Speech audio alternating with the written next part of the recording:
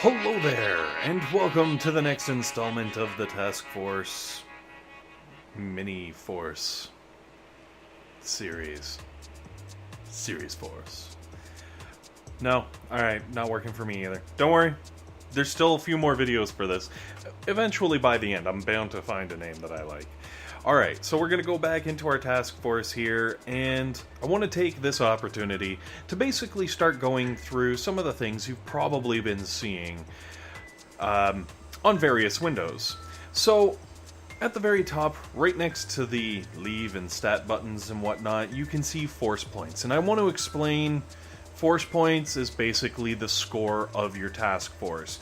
As you defeat ops, your task force gets force points equal to the difficulty of the op, and then those add up and put you on a high score list, as you can see from these guys who have crazy amounts.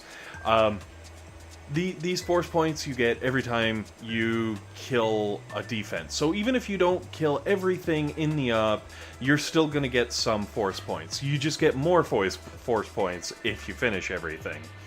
Now, these force points also decay at a rate of, I think, around 5% per day, which means you're going to constantly have to be doing new ops in order to keep your force points up if you're looking to, say, move up the leaderboards.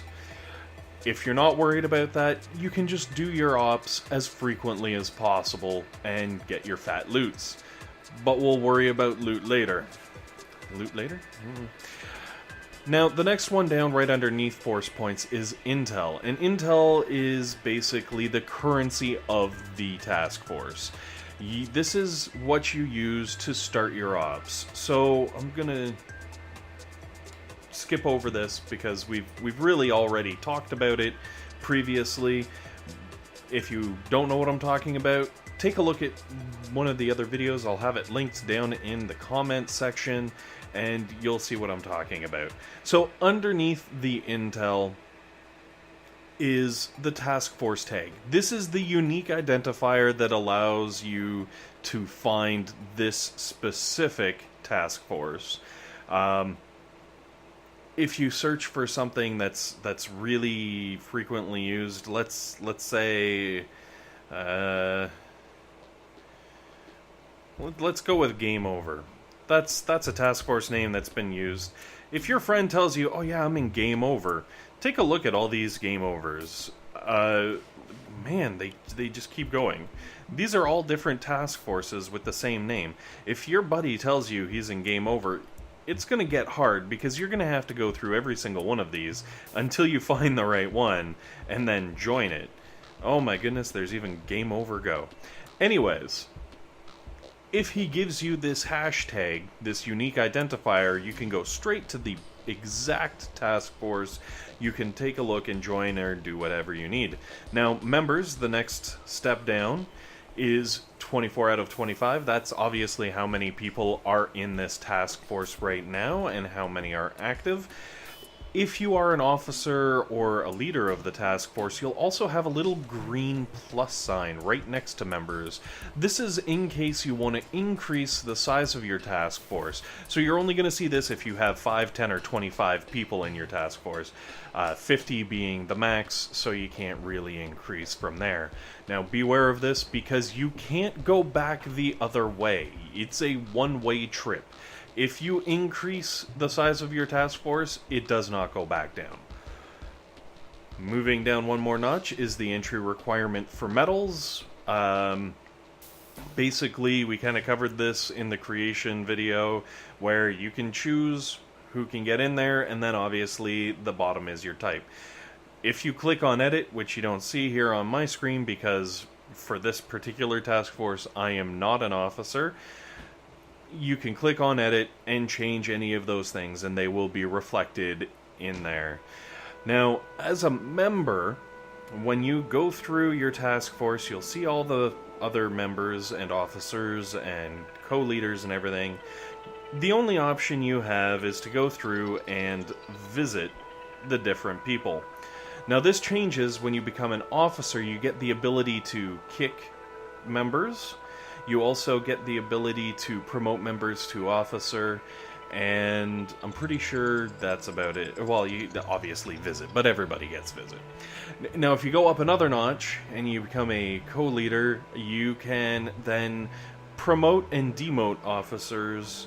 You can promote members.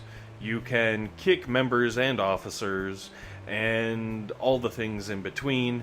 And then finally, if you are the leader, I guess co-leader can do all that. The leader is the one who can actually hand off the leader role to another person, or really promote them to be the leader.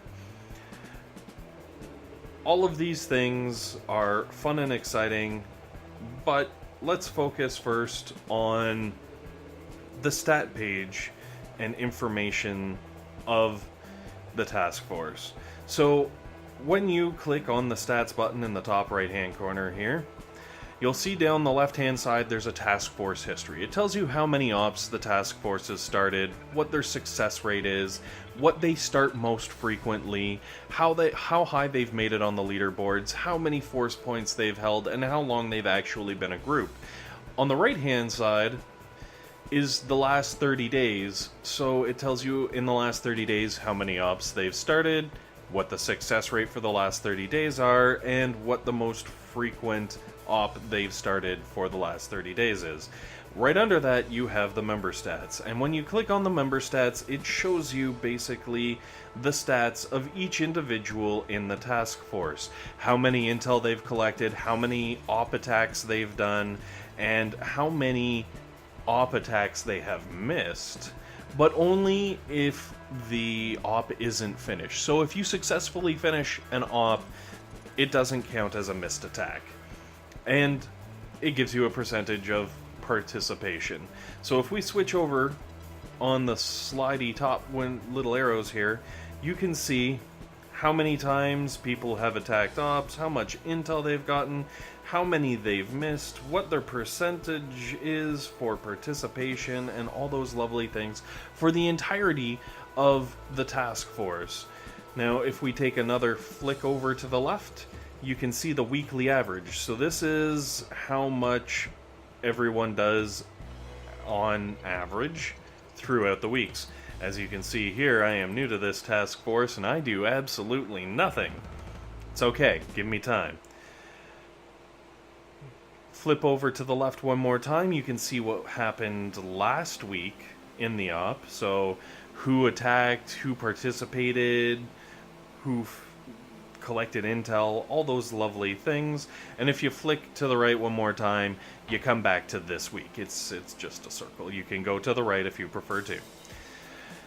So you can use this information as an officer or a leader. It's very important to decide that, who has done their part, who's possibly slacking, who's maybe gone inactive and needs to be removed from the task force to keep everything working. Because, as always, a well-oiled task force will work very well, but if you start letting it get a little rusty, things are going to start falling apart.